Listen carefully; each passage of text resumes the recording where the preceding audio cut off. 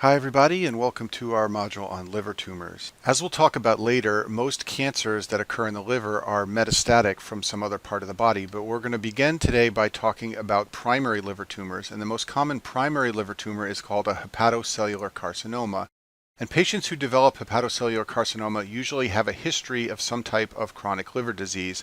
Chronic hepatitis B and C are common etiologies for hepatocellular carcinoma, so is alcoholic cirrhosis. Wilson's disease and hemochromatosis are rare disorders, but when they do occur and they have liver involvement, these patients can develop hepatocellular carcinoma.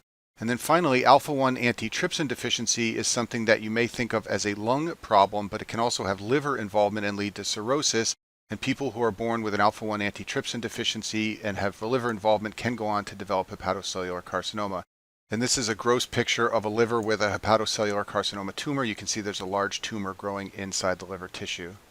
This doesn't happen much in the United States, but in developing countries, many people develop hepatocellular carcinoma from exposure to a toxin produced by the fungus Aspergillus. This fungus produces a toxin called aflatoxin, and it can contaminate corn and soybean and peanuts. And if you eat a lot of corn and soybean and peanuts that have been exposed to the aflatoxin from Aspergillus, you can develop hepatocellular carcinoma.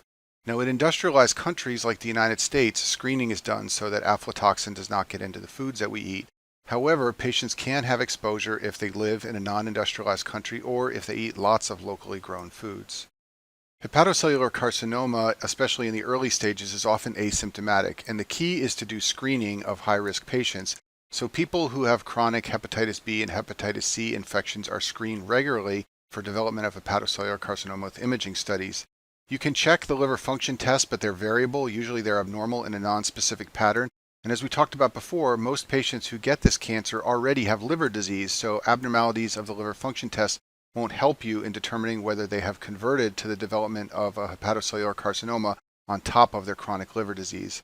The liver can become enlarged when the tumor gets very big, and then eventually, if the tumor is large enough, it can cause liver failure with obstructive jaundice and ascites. Large hepatocellular carcinomas characteristically cause hypoglycemia. This is seen with large tumors because they have a very high metabolic rate and they consume lots of glucose. Additionally, rarely tumors have been described as producing a hormone called insulin-like growth factor 2, which can function like insulin. And then finally, when the tumor gets large enough, it can just destroy so much of the liver tissue that there aren't hepatocytes available to perform gluconeogenesis during times of fasting.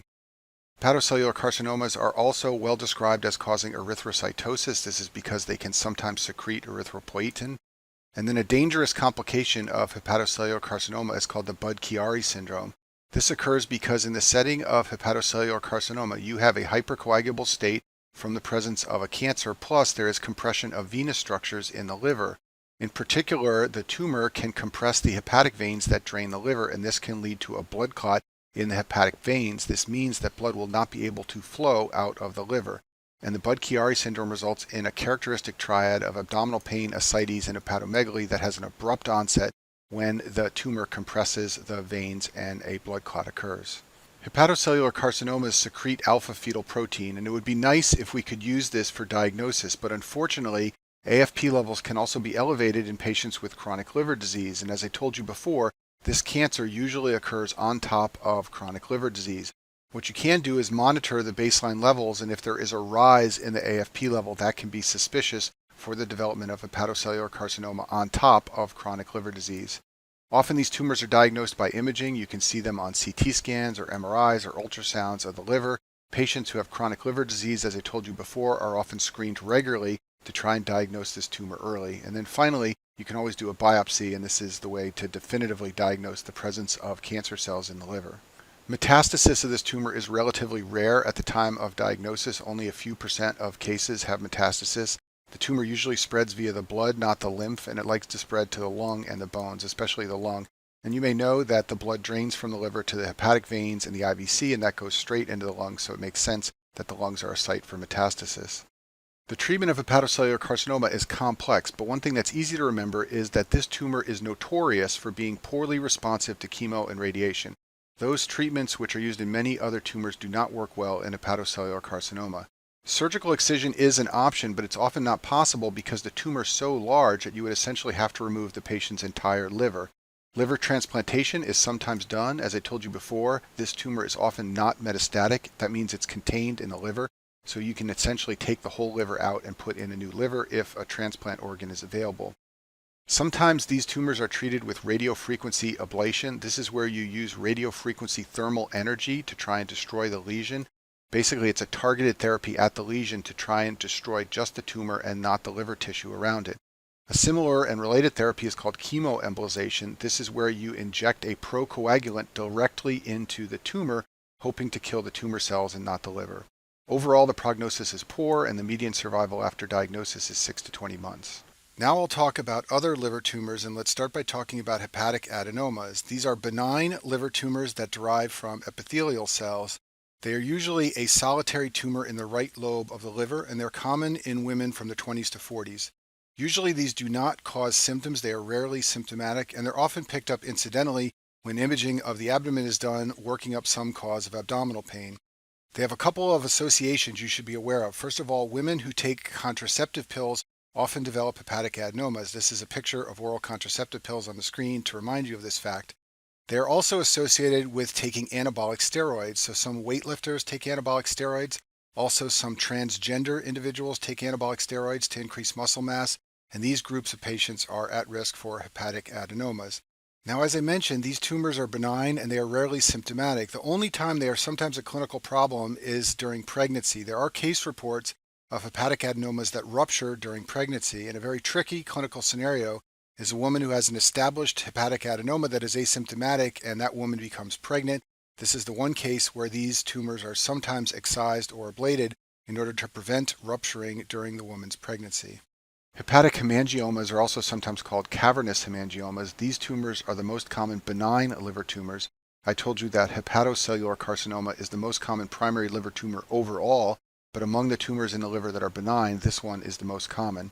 It's composed of vascular spaces often filled with thrombus, and that's easy to remember because it has the word heme in its name. It's often discovered incidentally at surgery or on imaging, just like hepatic adenomas. And there are case reports of fatal hemorrhage with biopsy. Remember that these tumors are made up of vascular spaces. So in general, biopsy of these lesions is not recommended and should be done with great caution. Angiosarcomas of the liver are very rare, but they are malignant vascular tumors. So they are vascular like hemangiomas, but these tumors are malignant. They present with symptoms like abdominal pain, jaundice, ascites, and weight loss. And these are very rare tumors. The reason they're going to ask you about them on your boards is because they're associated with certain toxic exposures that you need to be aware of. Vinyl chloride exposure can lead to angiosarcoma. Vinyl chloride is used to make PVC plastic. PVC stands for polyvinyl chloride. It's a very common type of plastic. This is a picture of PVC piping, which you may have seen around a construction site. And if you work in areas where PVC pipe is synthesized from vinyl chloride, you can be exposed to vinyl chloride, and inhalation can lead to angiosarcoma. A second exposure that can lead to this tumor is arsenic. Arsenic is found in rocks and soil and water, and certain geographic areas have very high levels, and there are many industrial uses of arsenic. And if you have a high level of exposure to arsenic, you can potentially develop an angiosarcoma. And these are probably the two most important facts to know about this very rare liver tumor. I'll finish by mentioning metastases to the liver from other places in the body. As I told you at the beginning of this module, metastases are much more common than primary liver tumors. They're much more common than hepatocellular carcinoma, which is the most common primary liver tumor. Places that like to send metastases to the liver include anywhere in the GI tract and the breast and the lung. And the GI tract has always been easy for me to remember because you may know that the GI tract is drained via the portal vein to the liver, so you can just think of all those structures like the colon, the stomach, and the pancreas sending mets to the liver in the same manner. Finally, the way you can recognize metastases to the liver on imaging is that you will usually see multiple nodules. So this is a picture of metastases to the liver on a CAT scan. You can see one nodule here, another one here, another one here, another one here. This is not going to happen from any primary liver tumor. Primary liver tumors will usually be solitary. When you see multiple spots like this, it usually is a metastatic cancer that is sending mets to the liver. And that concludes our module on liver tumors.